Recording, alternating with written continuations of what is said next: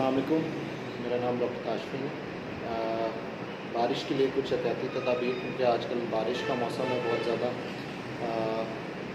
छोटे बच्चों को अनसुपरवाइज़ घर से बाहर ना भेजें बारिश में। और जो समझदार बच्चे हैं थोड़े से, उनके लिए भी ख़ास तौर पे उनको तनकीन करके भेजें कि खंभों, बिजली के तारों वगैरह इन चीज़ों से दूर रहें।